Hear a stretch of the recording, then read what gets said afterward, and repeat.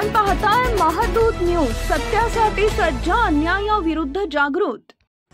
नगरपालिका निवडणुकीच्या पार्श्वभूमीवर राजकीय पक्ष लागले कामाला। चोपडा नगर परिषदेसाठी ओबीसी महिलांसाठी राखीव आरक्षण निघाल्यानं नगराध्यक्षासाठी चेहरा कोण, नागरिकांसमोर प्रश्नचिन्ह। नगरपालिका निवडणूक केव्हाही जाहीर होऊ शकतात, यासाठी राजकीय पक्ष कामाला लागलेत। निवडणुकीसाठी इच्छुक उमेदवार तयारीला लागले आहेत।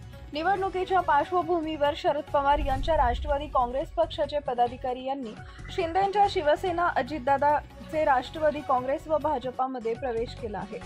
ओबीसी महिला नगराध्यक्ष पदासाठी राखीव झाल्यानं चोपडा शहरात शहनगराध्यक्ष पदासाठी दावेदार म्हणून चेहरा कोण हा विषय चर्चेला जात आहे।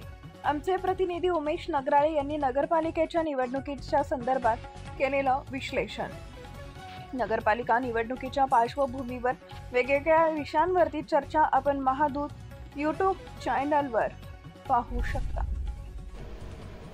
नगरपालिका निवडणुकीच्या पार्श्वभूमीवर सर्व पक्ष कामाला लागलेले आहेत। काही पक्षांमधून या पक्षातून त्या पक्षामध्ये जाणाऱ्या पदाधिकाऱ्यांची संख्या देखील आता वाढू लागलेली आहे।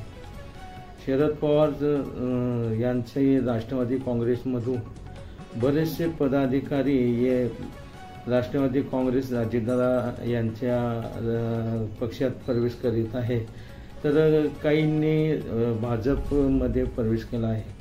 काही जे पदाधिकारी व माजी नगराध्यक्ष आहेत त्यांनी शिंदेंच्या शिवसेनेमध्ये प्रवेश केलेला आहे। अजून देखील काही पदाधिकाऱ्यांना प्रवेश घ्यायचे आहे, परंतु अजितदादांची तारीख मिळत नसल्याने ते अजून प्रवेश करण्यासाठी वेट करत आहे। परंतु सध्या आपण चोपडा नगरपालिकेच्या बाबतीत जर विचार केला तर शिंदेचे शिवसेनेचे जे आमदार आहेत चंद्रकांत सोनवणे व माजी आमदार लताताई सोनवणे यांनी आघाडी घेतलेली दिसून येते। त्यांचे नुकतेच बोत्रा मंगल कार्यालयामध्ये पदाधिकारी व कार्यकर्त्यांचा मोठाच मेळावा पार पडला। त्यानंतर आझाद चौकात मुस्लिम बांधवांच्या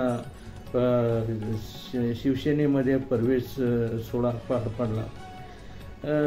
नगराध्यक्षपदी हे ओबीसी महिला राखीव असल्याकारणाने बरेच जे इच्छुक जे उमेदवार होते नगराध्यक्षपदासाठी त्यांच्या मन नाराज झालं असलं तरी ओबीसी महिला नगराध्यक्षासाठी आता चेहरा कोण असेल यासाठी चोपडा शहरामध्ये मोठ्या प्रमाणावर चर्चा सुरू आहे।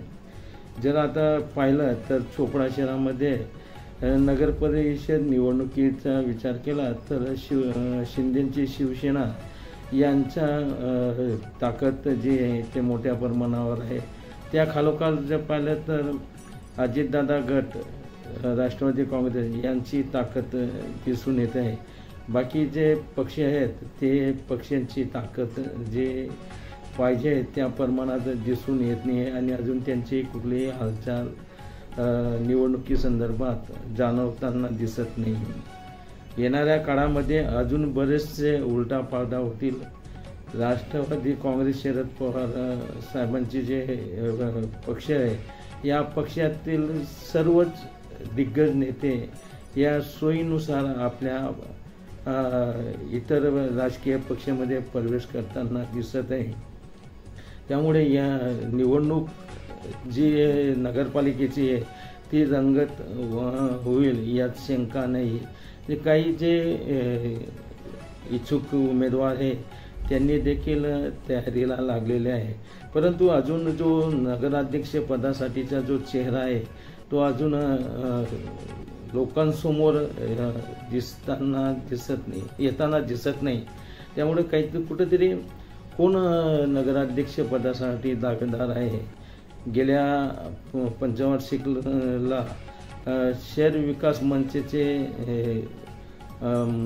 जे नगराध्यक्ष होते मनीषाताई चौधरी यांच्या कार्यकाळ पाहिला तर यांच्या कार्यकाळामध्ये विकासाचे कामं किती झाले आणि प्रशासक नंतर विद्यमान आमदार यांच्या कार्यकाळामध्ये चोपडा शहरामध्ये झालेले विकास यांच्या या तुलनेनुसार विकासाच्या मुद्द्यावर ही निवडणूक लढली जाईल यात शंका नाही। असेच आपण नगरपालिकेच्या निवडणुकीवर वेगवेगळ्या विषयावर आपण चर्चा आपण घडवून आणू व याच्यावर विश्लेषण करत राहू। चोपड्याहून उमेश नगराडे, महादूत न्यूज।